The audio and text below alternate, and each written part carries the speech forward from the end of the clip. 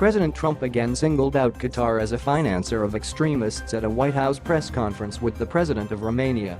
"I decided along with Secretary of State Rex Tillerson, our great generals and military people, the time had come to call on Qatar to end its funding.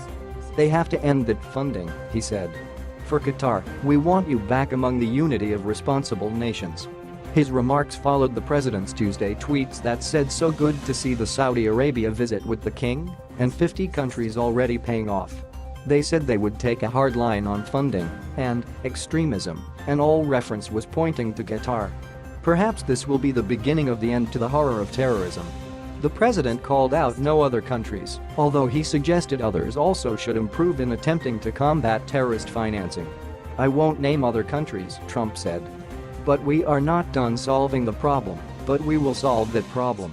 In a region with governments long accused of supporting various extremist groups, Saudi Arabia, the United Arab Emirates, Bahrain, Egypt, and others have severed diplomatic and economic ties with Qatar over what they say is Qatar's financing of terrorists. "Qatar can no longer have it both ways," said Youssef Al-Attaiba, UAE's ambassador to the United States, in a statement following the president's remarks. Qatar's funding and ideological sponsorship are enabling the very extremists that American, UAE and other forces are fighting on the battlefield. The president is absolutely right, stopping funding for extremism means starting with Qatar. Hours before the president's statement, Secretary of State Rex Tillerson offered a more measured assessment of Qatar. "Qatar has a history of supporting groups that have spanned the spectrum of political expression, from activism to violence," said the secretary. "The Emir of Qatar has made progress in halting financial support and expelling terrorist elements from his country, but he must do more, and he must do it more quickly."